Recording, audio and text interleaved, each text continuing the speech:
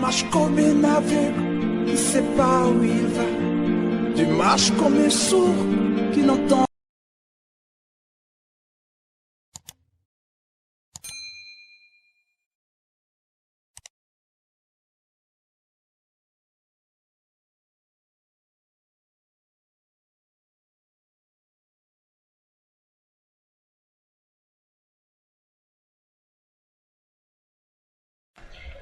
Alors, poursuivons donc avec l'émission. La seconde mission du démon Aphrodite, le démon d'Avril, c'est que ce démon, nous l'avons amorcé la fois dernière, nous disions que ce démon est aussi le démon de la fertilité. Il permet l'évolution, le développement, l'avancement dans les affaires, la réussite ou le progrès. Et nous allons voir un petit tas, pour ceux qui notent, un petit tas. On va parler en profondeur de cette affaire de fertilité. C'est ce qui est notre petit tas. On dit, le mot Aphrodite vient du mot afro. Afro qui signifie le moment où les fleurs bourgeonnent. Nous l'avons dit. Le moment où les fleurs bourgeonnent.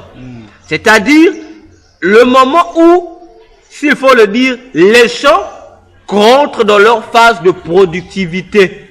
Autrement dit, les démons ou la déesse Aphrodite a pour mission d'apporter une bénédiction dans les activités de ceux qui lui sont consacrés. Elle apporte aussi une certaine bénédiction afin de satisfaire ses adeptes. Or, vous allez remarquer aussi une chose, parce que là, on va expliquer la mission et nous allons donner une contre-attaque pour les enfants de Dieu. On parle de bourgeonner où il y a la production des fleurs ou des premiers fruits. Alors, pasteur, vous allez nous lire quelque chose dans Jérémie 1. Jérémie 1. On va faire une contre-attaque. Jérémie 1. Vous allez prendre le verset 10 au verset 12.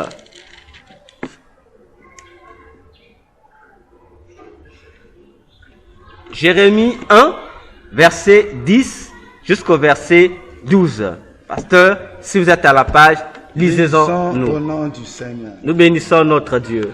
Regarde, je t'établis aujourd'hui sur les nations et sur les royaumes, pour que tu arraches et que tu abattes, pour que tu ruines et que tu détruises, pour que tu bâtisses et que tu plantes.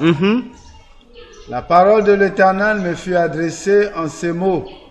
Que vois-tu, Jérémie? Je répondis, je vois une branche d'amandier. Et l'Éternel me dit, tu as bien vu, car je veille sur ma parole pour l'exécuter. Amen. Alors, pasteur, vous êtes pasteur, je vous laisse le soin de nous expliquer ce passage et moi je prends ma suite. Pour que le peuple de Dieu qui nous suive comprenne d'abord le message que Dieu voulait dire à Jérémie. Allez-y, pasteur. Là, c'est le pastorat. Vous êtes bien placé pour donner cette leçon-là. Moi, je vais entrer dans mon domaine. Vous avez la parole, pasteur. Bien, le verset, sinon les versets que nous venons de lire, nous avons lu Jérémie 1er, le verset 10 à 12. Oui. Dans le premier verset, Dieu établit son serviteur. Donc, pour l'établir, Dieu a d'abord fait l'appel. Il a fait appel parce qu'il avait besoin d'un serviteur pour un but, pour une mission. Exact. Et quand il a eu ce serviteur qu'il voulait, parce que déjà il lui a dit, avant même que tu ne sois né, je te connaissais, je t'avais établi. Exact. Prophète de nation. Et quand il est arrivé à sa maturité, donc Dieu qui avait déjà préparé son plan et veut réaliser maintenant le projet, il dit à son serviteur, Voici arrivé le moment où je viens t'établir sur les nations et sur les royaumes. Pourquoi? Ici, Dieu donne à Jérémie comme une mission destructrice. Alors que peut-être le peuple de Dieu que nous sommes, nous attendons de Dieu une bonne part. Nous attendons de Dieu qu'il nous dise, voici que je vous ai envoyé un serviteur qui fera ceci pour votre bénédiction. Sûrement que nous attendons de Dieu des belles paroles, des belles promesses. Mais ici, pourquoi Dieu donc qui établit un serviteur, un prophète pour son peuple, sinon des nations, lui donne une mission pour détruire et non pour bâtir et non pour bénir? C'est que si nous repartons, nous connaissons l'histoire de ce peuple et qui aussi peut être jointe à notre vie par rapport à notre relation avec Dieu. Ce peuple juif n'est pas différent de nous, sinon nous ne sommes pas différents de ce peuple. Les mêmes choses qui ont amené Dieu à établir un serviteur pour détruire, cela aussi devrait nous interpeller parce que quelque part, ce peuple avait désobéi au Seigneur. Ce peuple s'était mal comporté au Seigneur. Si bien que Dieu, si c'était un homme, on allait dire que Dieu se répand le fait d'avoir donné de l'avantage et des bénédictions à ce peuple qui n'a pas compris et qui se comporte mal devant Dieu, et Dieu décide finalement de détruire cette bénédiction, de fouler toutes ces choses, tout ce bonheur aux pieds, de détruire tout ce qu'il avait donné comme avantage, d'arracher tout ce qui était bien qu'il avait donné. Et nous comprenons là que Dieu, dans sa nature en tant que Dieu, il est celui qui a créé et qui connaît le but de sa création. Ici, il n'est pas comme le Père qui donne des bonnes choses, comme a dit, vous aussi mauvais que vous êtes, vous savez donner des bonnes choses. À combien de fois Dieu le Père ne le fera-t-il pas? Mais ici, il est dans son assiette, dans son domaine, sur son trône de créateur, et celui qui surveille, c'est le législateur, celui qui doit corriger les fautes et les erreurs pour ramener son peuple au bon terme, sinon ramener son peuple à un bon sens. C'est pourquoi Dieu aussi peut punir. Dieu aussi peut susciter des malheurs. Dieu aussi peut susciter des pleurs parce qu'il doit sanctionner les fautes. Il doit sanctionner le mauvais comportement. La suite de ce que nous avons lu vient dans le verset 11 où finalement c'est le prophète, le serviteur qui parle, qui s'adresse au peuple. Il dit, la parole de l'Éternel me fut adressée en ces mots. L'Éternel me pose la question à moi, son serviteur, ce que Dieu me montre, ce que je vois. Et avec un esprit de discernement, je comprends que ce sont des branches d'amandier. Je n'ai pas fait d'erreur parce que j'ai bien distingué, j'ai bien regardé. Et je sais que c'est une branche d'amandier. Alors l'Éternel continue. Dans le verset 12, il dit, « Tu as bien vu, car je veille sur ma parole pour l'exécuter. » Dieu parle ici comme de cette branche d'amandier qui veut dire veiller, je crois, être attentif, surveiller, prendre conscience et connaissance. Dieu révèle ici qu'il n'y a rien qui l'échappe de ce qui concerne sa parole, qu'il l'ait dit 15 siècles avant. Il se souviendra de sa parole qu'il avait dit à X ou à Y, à un certain groupe de personnes, que voici ce que je vous recommande de faire ou de ne pas faire. Quoique les hommes pourront oublier, comme ce peuple qui avait oublié la loi et qui a subi la colère de Dieu, Dieu n'oublie pas sa parole. Il n'est pas un homme pour qu'il puisse oublier parce que sa mémoire est plus fraîche que la mémoire de l'éléphant qui n'oublie pas celui qui lui a fait mal, même 5 ans après. Alors Dieu fait savoir, même quand le peuple s'étonne, mais de quoi est-ce qu'il nous reproche? Pour qu'il nous envoie un serviteur qui vient détruire, au lieu de nous bénir. De quoi Dieu se reproche? Il rappelle seulement que je veille sur ma parole pour l'exécuter. Quand Dieu a donné sa parole, cette parole doit exécuter, doit réaliser ce que Dieu a voulu que cette parole réalise. Mais la défaite n'est pas du côté de la parole de Dieu, parce qu'elle ne peut pas faillir. La défaite est du côté du peuple qui reçoit cette parole, qui faillit, qui oublie, qui rejette et qui ne peut pas garder fidèlement cette parole au-dedans de son cœur. Et quand nous n'avons pas gardé la parole de Dieu dans notre cœur, il y a un prix à payer. Quand nous n'avons pas gardé la parole de Dieu dans notre cœur pour l'obéir, pour faire tout ce que nous devons faire au travers de cette parole, par rapport à cette parole, il y a des conséquences. Il y a un prix à payer et c'est ce prix que ce peuple juif devrait payer pour subir la destruction que Dieu devrait recommander à Jérémie. Voilà, nous avons tous suivi la belle intervention du pasteur Nestor. Il a été clair et c'est sur ces déclarations que nous allons nous reposer pour expliquer la contre-attaque que nous voulons donner. Le pasteur Nestor venait de dire que lorsque Dieu s'adresse à Jérémie, c'est après avoir fait un constat. Quel est le constat? C'est le détournement du peuple de sa parole. Autrement dit, de ce qu'il leur avait donné comme ligne de conduite pour leur bonheur. Amen. Mais le fait que le peuple s'en est détourné, le peuple a emprunté un mauvais chemin qui les conduisait à un mauvais bonheur. Ainsi, Dieu donc doit introduire une mission de destruction pour reconstruire. Ainsi, c'est ce qui a été dit à Jérémie. Et Dieu va donc dire à Jérémie, Jérémie, en tant que prophète, il dit, que vois-tu? Jérémie regarde, il dit, je vois une branche d'amandier. Pasteur, ce n'est pas ça? Si, c'est ça. Je vois une branche d'amandier, le verset 11.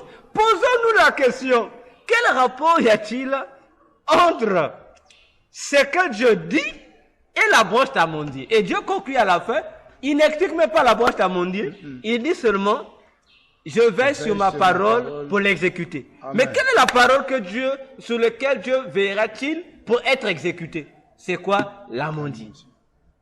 C'est ça en fait la vision c'est ça le prophète. Un prophète ne doit pas nous amener ici que je te vois à l'autel. Non. Un prophète doit nous amener la vision pour nous expliquer la pensée de Dieu pour le bonheur de son peuple. Amen. Or, lorsque nous voyons la branche d'amandier, ça veut dire, c'est un bras qui appartient à un arbre qu'on appelle l'amandier. Autrement dit, la branche d'amandier n'est rien d'autre que l'amandier.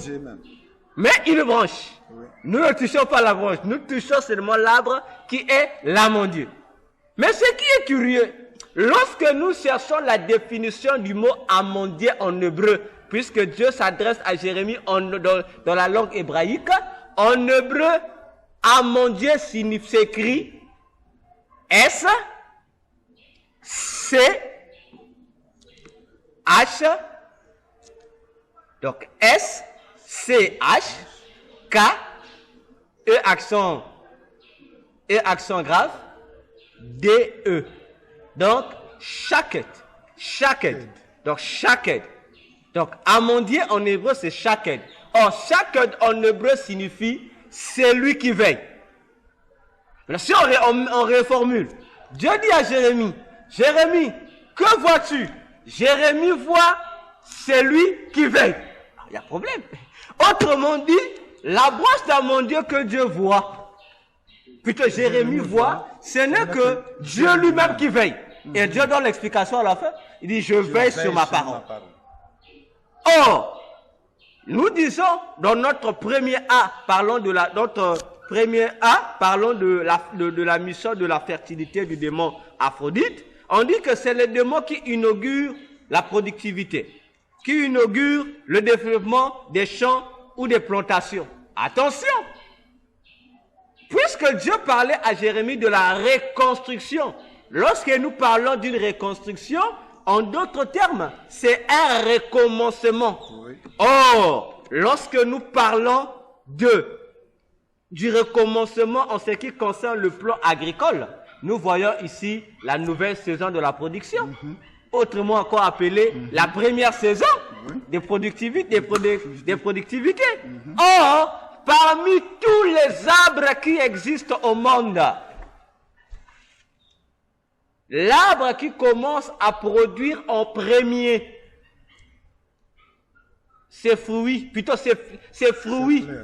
Fruits. Naturellement, lorsque dans les pays européens, la floraison commence à partir du printemps, de la saison qu'ils appellent le printemps. Voilà pourquoi on utilise le mot bourgeonner au printemps, qui est appelé première saison où la végétation produit. Et lorsque chaque arbre commence à produire, la production commence par les fleurs. On sait qu'il y a les fleurs et on sait qu'après les fleurs, il y aura des fruits, n'est-ce pas? Curieusement, contrairement aux autres arbres, l'amandier commence d'abord à produire les fleurs à la place des feuilles. Donc, il fait l'inverse des autres arbres. Il produit d'abord les fleurs, les feuilles, ensuite viennent les fruits. La déesse Aphrodite commence avec les fleurs, mais nous avons avec Dieu un amandier qui commence avec les fruits d'abord. Comme pour faire l'inverse, la contre-attaque de ce démon. Pendant que ce démon va divertir les gens avec les fleurs, pour vous donner l'espoir. Mais notre Dieu ne nous donne pas l'espoir des fleurs. Il te donne d'abord le fruit, ce que tu cherches, et l'espoir vient après. Voilà pourquoi avec Jésus, on dit avec Jésus, c'est l'espérance de la gloire. Parce que nous combattons dans la gloire, nous combattons non pour la victoire, mais nous combattons déjà dans la victoire. Donc, en termes normal, pour avoir une victoire, il faut d'abord combattre. C'est ça les fleurs. Une fois que tu combats, à la fin, tu as un résultat, c'est qu'on te donne la couronne. Mais avec notre Dieu, non. Avant même de combattre, on t'a déjà donné la couronne. Amen. Et on te dit, les fleurs après, t'as dit le combat après. Prends déjà la couronne parce que tu es d'office victorieux, tu es d'office champion. Mais comment est-ce possible? Comment pouvons-nous combattre la déesse qui retient dans ce mois d'avril la prospérité? Mais c'est simple. Il suffit seulement de faire quoi? Que nous regardions la broche d'amandier. Autrement dit, que nous lancions nos regards sur le bras de celui qui veille. C'est-à-dire, celui qui veille, c'est une sentinelle. Or, la sentinelle se situe au niveau de la tour. Or, nous qui sommes en bas, pour connaître notre devenir, il faudra que nous levions nos yeux vers celui qui est sur la tour, parce que c'est lui qui voit ce que nous, qui sommes en bas, n'arrivons pas à voir. Une fois que nous levons vers lui nos regards, lui, il nous dira déjà, par rapport à ceci, allez à tel endroit pour trouver la prospérité dont vous avez besoin. Parce que notre sentinelle à nous, c'est Jésus.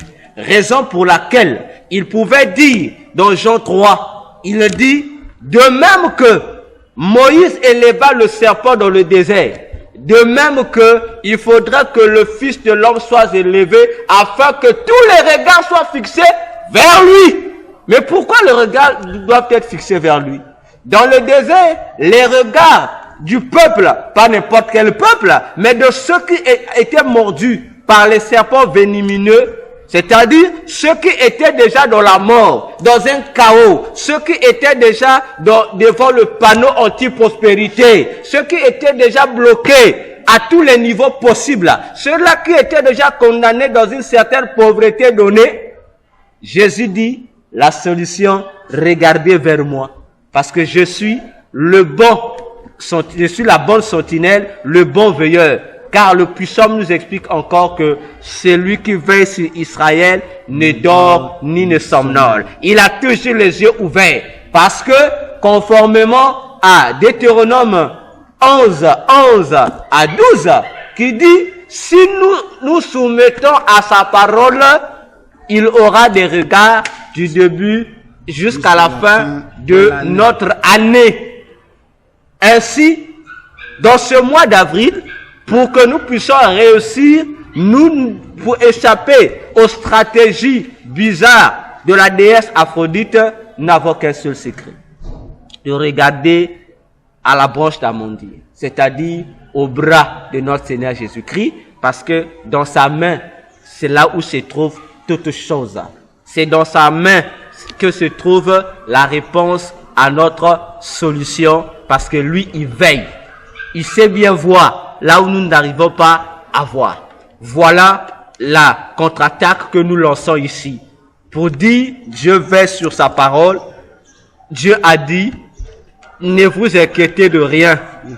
Dans ce mois d'avril, si le démon Aphrodite s'est déjà emparé de toutes les sources qui conduisent à la richesse, qui conduisent aux promotions, qui conduisent aux ouvertures, aux opportunités, nous avons l'assurance que, combien même il bloquera toutes les sources, que notre Dieu, qui veille sur son peuple, ouvrira les opportunités toujours pour son peuple. Raison pour laquelle nous allons encore lire un autre passage dans Apocalypse. D'ailleurs, même pour confirmer que, à part Dieu et ses anges, qu'il y a vraiment de l'autre côté une force négative qui est aussi au contrôle de l'année. Nous comprenons ici par ce que Dieu dit dans le 12e verset du chapitre 11 de Deutéronome. Pourquoi Dieu prendrait-il à cœur de veiller continuellement du début jusqu'à la fin de notre année? C'est lui le Dieu créateur. Exact. Quand il a donné une parole, la Bible nous ramène que par la parole, il a tout créé. Amen. Il n'est pas revenu pour dire que non, là, j'ai fait une erreur, bon, je corrige. Non. C'est que tout ce qu'il a déclaré, ça s'est produit, ça s'est réalisé tel qu'il avait dit ce qui était dans sa pensée. Et pourquoi devrait-il veiller? Voilà. Parce que, quelque part, il y a un adversaire. Amen. Celui qui risque de venir faire le contraire de ce que Dieu a voulu qu'il devrait se faire pour le bien de son peuple. Amen. Donc nous comprenons que c'est important de connaître que Satan et son armée aussi est à l'œuvre pour nous détourner de notre bénédiction avec Dieu. Exact. Et nous plonger dans le malheur, sinon même, j'allais dire la malédiction. Il est donc important de comprendre que le diable existe, les démons sont bien là au travail pour que les enfants de Dieu ne puissent pas avancer en obéissant à la parole de Dieu.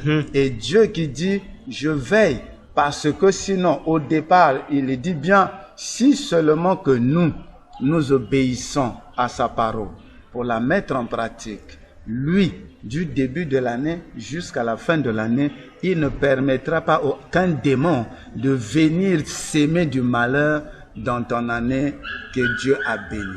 Amen. Alors, frère Mercia, tu peux nous lire Apocalypse 3, versets 7 à 8. Apo. Oui. 3. Oui. 7 à 8. Ah, j'avais lu ça ce matin. Écrit aussi à l'ange de l'église de Philadelphie. Le saint. Non. Voici. Ah, vas-y, tu lis Martin? Moi, je suis dans ma... Allez, vas-y. Écrit aussi à l'ange de l'église de Philadelphie. Le saint et le véritable, qui a la clé de David, qui ouvre et nul ne ferme, qui ferme et nul n'ouvre, dit ces choses. Je connais tes œuvres, voici je t'ai ouvert une porte, et personne ne peut fermer.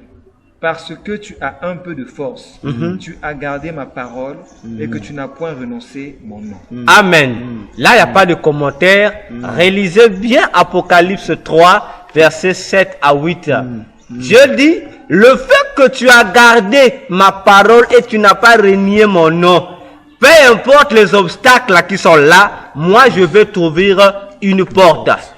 Il y aura une porte qui va s'ouvrir. Toi, ton problème, garde seulement la parole de Dieu et ne renie pas le nom de Jésus-Christ. Amen. C'est tout. Dans ce mois, tu seras prospère. Amen. Amen. Amen. Amen. On acclame le Seigneur Jésus-Christ. Il est merveilleux, il est bon, il est fidèle. Alors, est-ce qu'il y a encore des questions ici? Ok. Peut-être pas. Alors, nous poursuivons. On prend le B. On était toujours dans la question de la fertilité. Nous étions sur le point A. Et là, nous prenons le point B.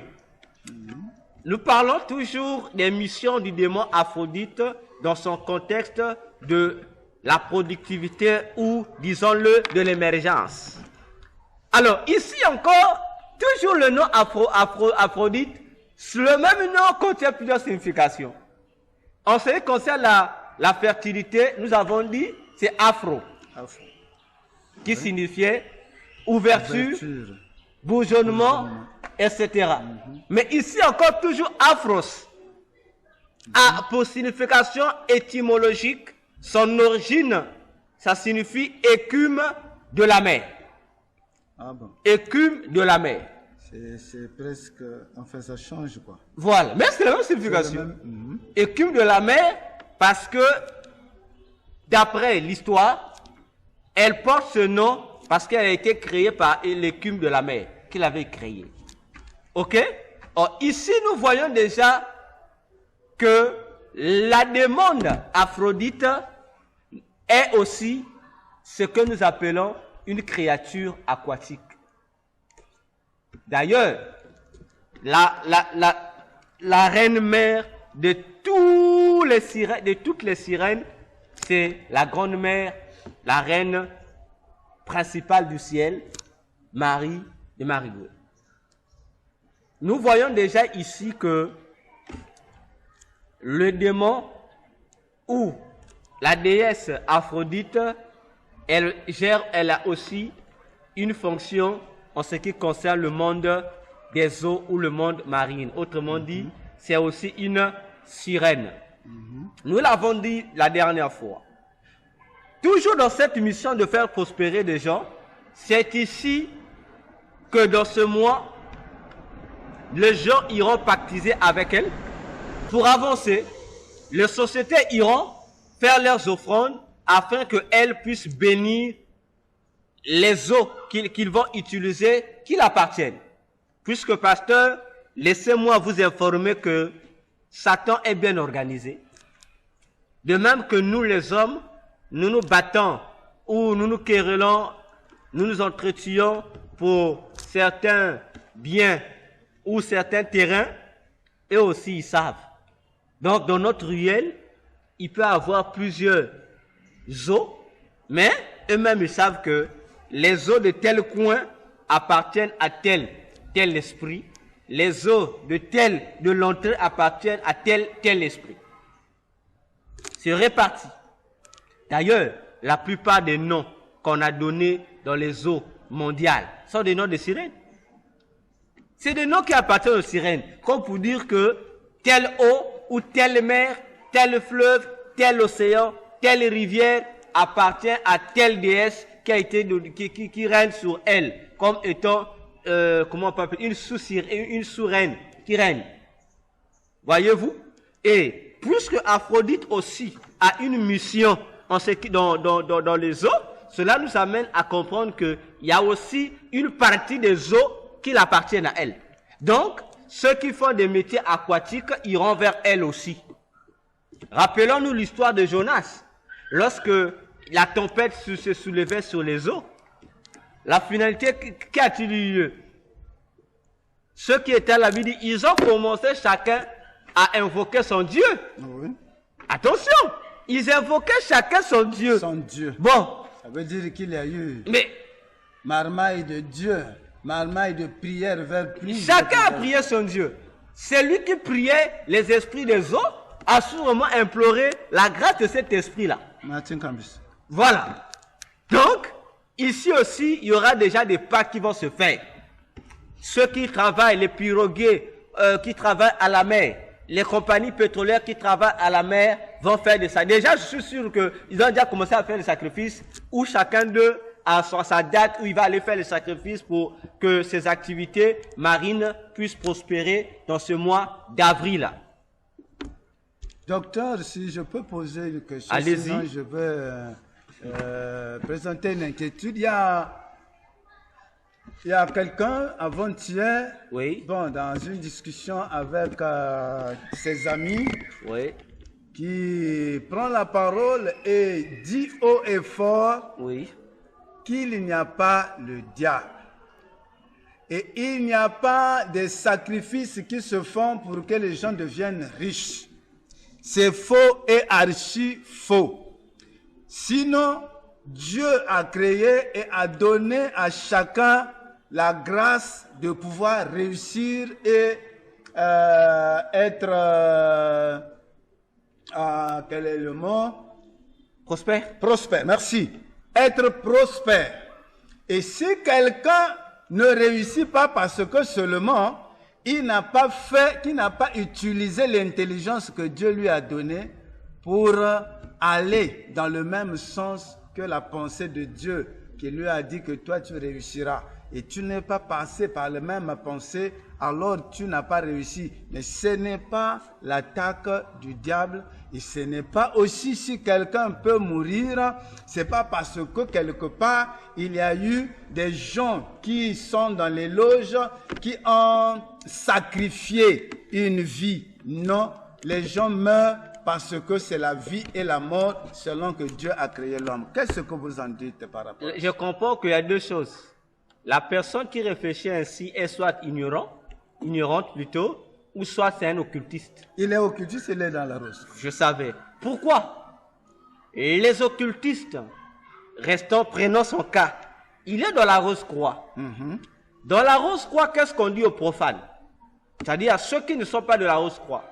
On leur dit que le diable n'existe pas. Au fait, que le diable n'est rien que une mauvaise compréhension des profanes de ce que eux ils appellent la véritable puissance de l'énergie cosmique. Cosmique, c'est même ça. Voilà. Alors, il faut dire ça ainsi aux gens, que toi pourrais aussi, si tu suffit de faire fonctionner ta tête. Or, lorsqu'il faut dire pas fonctionner la tête, eux se basent que sur l'intelligence. Souvenons-nous bien, en 1789, à moins que je me trompe, il y a eu un phénomène qui a eu lieu en France. À moins que je me trompe le pays. Ce phénomène a commencé en France et s'est répandu dans le monde entier et est resté un fait historique indéniable. Et ce fait historique est même rentré dans le domaine de la littérature et est même monumentalisé. Ce fait est appelé la Révolution française. Je ne sais pas si vous avez déjà entendu parler de la Révolution française. On dit que la Révolution française, c'est l'ère où les hommes ont pris conscience qu'il fallait mettre en valeur l'intelligence. En se séparant de la pensée chrétienne. Parce que ce que les gens ne savent pas, l'Europe du Moyen-Âge n'était pas cette Europe que nous voyons aujourd'hui. L'Europe du Moyen-Âge était une Europe chrétienne. On ne voyait pas la mentalité impudique que nous voyons aujourd'hui, n'était pas. On ne voyait pas l'homosexualité, ça n'existait pas. Les femmes européennes s'habillaient comme ce que nous appelons aujourd'hui les masseurs. Voyez les vêtements là. Il y avait la pudeur. Il y avait une éducation chrétienne qui civilisait les mentalités et les conduites. Mais à partir de ce mouvement où les intellectuels français, les écrivains français, les philosophes français, les anarchistes français, qui n'étaient rien d'autre que les véritables membres des loges franc-maçonniques et du mouvement de la Rose-Croix, ont fait cette conspiration. Je vais arriver, je vais commencer par le haut, puis rentrer là où ça a commencé, pour dire que désormais, la morale chrétienne doit cesser. Que ce soit dans les écoles, ceci doit cesser, et on doit laisser, les ecclésiastiques doivent laisser les hommes, les familles réfléchir à leur manière, mener leur vie selon l'intelligence qu'ils ont. Et en opposition à la parole de Dieu, ils ont élevé une divinité, une déesse, qu'ils ont appelée la déesse raison. Et cette déesse raison, qui est-elle? Ce n'est qu'une divinité que les Grecs ont élevée dans le monde, qu'on nous enseigne dans les écoles sous le nom de philosophie. C'est vrai, on nous dit philosophie, c'est l'amour de la sagesse, comme a dit le gros sataniste Pythagore. Mais l'amour de la sagesse avec qui? On ne peut pas avoir de l'amour comme ça seulement. Parce que Pythagore est clair lorsqu'il explique. Il ne dit pas seulement l'amour de la sagesse dans le sens d'être passionné de la sagesse. Non, il dit, autrement dit, le philosophe, c'est quelqu'un qui est amoureux de la sagesse. Ça veut dire, il personnifie la sagesse comme étant une femme. Que celui qui est dans la philosophie doit aimer, doit tomber amoureux. Vous comprenez? Donc on va au-delà des mots pour nous ramener. D'ailleurs, le philosophe Platon l'a dit. Il a dit que lorsqu'on est un philosophe, qu'est-ce qu'il fait? Il est connecté avec le monde intelligible. Puisque Platon n'utilisait pas le mot que nous utilisons aujourd'hui, pandémonium ou le monde des ténèbres. Eux, ils utilisaient des expressions un peu pour maquiller ce monstre des démons. Ils disaient qu'ils appellent ça le monde intelligible ou encore ils utilisaient l'autre mot, le monde métaphysique. Il dit, lorsque tu fais de la philosophie, tu es connecté avec ce monde-là. Or, lorsque vous remarquez dans la philosophie, c'est quoi? On dit, c'est l'art de développer l'intelligence de l'homme. Mais quelle est cette intelligence qu'on développe en l'homme? Pour découvrir cette intelligence, il faut aller sur l'objet d'étude de la philosophie, où il est connu de tous les philosophes que sans cet objet d'étude, la philosophie ne peut pas être philosophie, parce que ce qui fait vivre la philosophie, c'est cet élément-là. C'est quoi l'élément-là? On dit c'est l'incertitude, autrement dit le doute. Voilà, la base de la philosophie, c'est le doute. Mais on ne peut pas vivre dans une société avec des gens qui doutent. On dit que la philosophie, c'est contradiction en contradiction. D'ailleurs, un philosophe, Karl Jaspers, il disait que faire de la philosophie, c'est être en route. En philosophie, les questions sont plus essentielles que les réponses, parce que chaque réponse devient une nouvelle question. Mais quelle est cette ville? On peut pas progresser comme ceci. Non. Moi, je dis, bon, pour fabriquer, il faut faire ceci. Je vais, l'autre fait contredire. Et or, ça, c'est le culte d'une divinité. La déesse raison. Raison de plus pour l'apôtre Paul de dire, dans Colossiens 2, le verset 8, il dit que, méfiez-vous de la philosophie. Paul est intelligent, déjà, quelle philosophie? Il dit que ce que nous étudions à l'école, non! Il dit, méfiez-vous de la philosophie. Parce que Paul avait compris que derrière la philosophie, il y a ce démon de l'intelligence, ce démon de la sagesse, qui doit pousser les gens dans une intelligence et sagesse qui combat effectivement que la parole de Dieu. Voilà l'objectif. Voilà pourquoi vous allez voir que dans le monde, il n'y a pas de philosophe chrétien. Combien même il y a des philosophes qui prétendent être chrétiens. Mais lorsque tu verras la manière dont ils développent la parole de Dieu, ça contredit les Écritures. Voyez-vous? Alors, eux, ils utilisent ces concepts-là, c'est pour embrouiller les gens. Alors, une fois que tu es initié dans la Rose-Croix, tu vas maintenant découvrir la réalité de ça. Tu vas découvrir, ils vont maintenant te dire, tu vas évoluer, on va maintenant te faire comprendre la réalité de ça ils vont commencer à te donner leur cours sur leur courrier et tu vas commencer à découvrir cet univers-là. Tu vas réaliser que c'est lui qu'on te faisait croire être intelligent, au fait, c'est un esprit qui s'appelle la force cosmique. Parce que eux, ils nient la Bible. Mais comment se fait-il qu'on retrouve dans la Rose-Croix la Bible aussi là?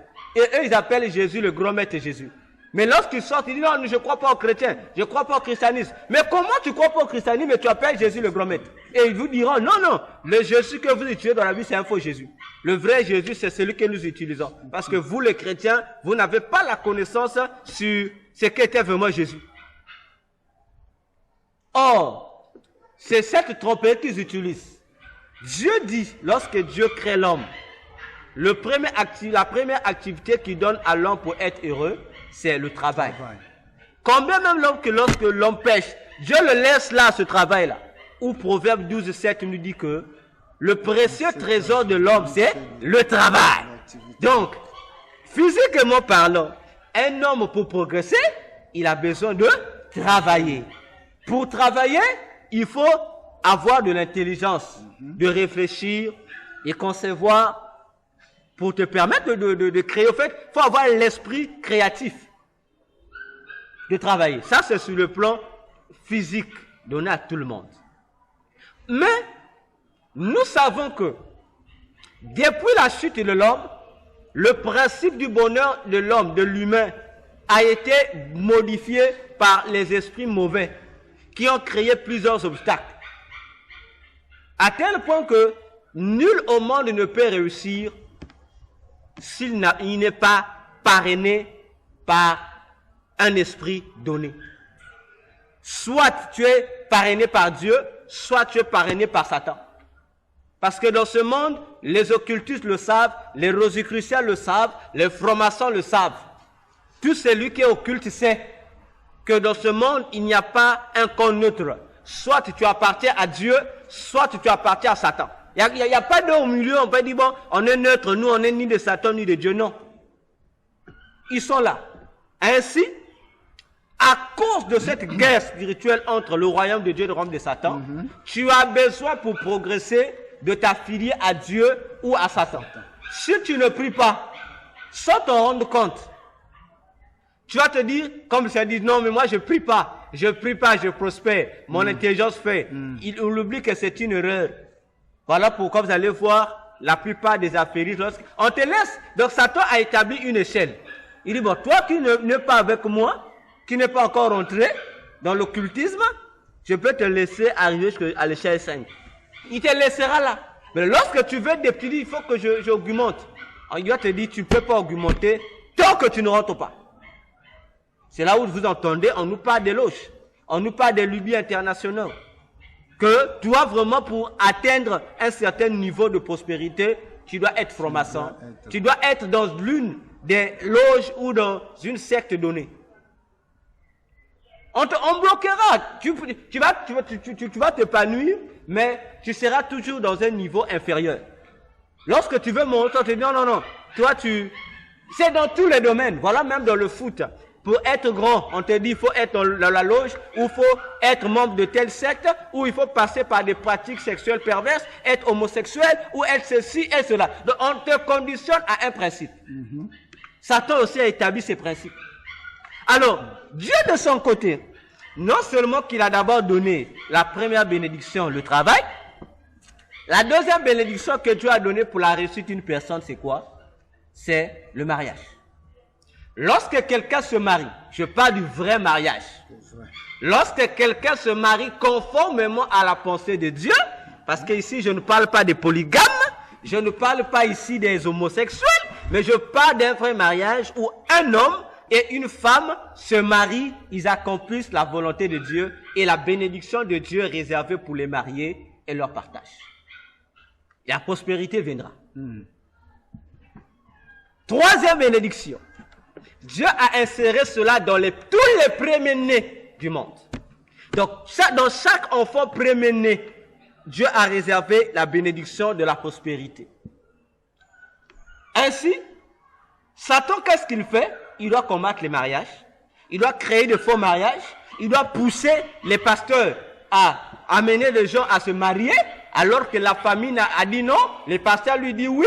Dieu, ça t'amène dans un faux mariage. Alors, vous allez remarquer, pasteur, je ne sais pas si vous avez fait ces constats, remarquez dans le monde entier. Regardez comment Satan a fait concernant le premier-né. Il sait que la bénédiction de Dieu en ce qui concerne les enfants est déposée sur le premier-né. Alors, qu'est-ce qu'il fait? Vous allez voir dans le monde entier. Soit si vous avez fait ce constat, vous allez voir que les petites sœurs ou les petits frères ont toujours plus d'importance que les aînés. Là, vous avez remarqué ça. Sur la beauté d'avoir, la petite sœur est plus belle que la grande sœur. Vous allez voir le petit frère plus intelligent que l'aîné. Vous allez voir que les cadets réussissent, mais l'aîné ne réussit pas. Mais pourquoi ce phénomène? Parce que Satan crée cette tactique-là. Il sait que la clé de la bénédiction de la famille, parmi tous les enfants, provient de l'aîné. Alors qu'est-ce qu'il fait? Si avec l'aîné, vous devez jouir d'une prospérité à 100%, il bloque l'aîné. Il laisse les autres. Parce qu'avec les autres, vous allez bénéficier qu'à 5%, 10%. Mais la totalité ne viendra pas parce que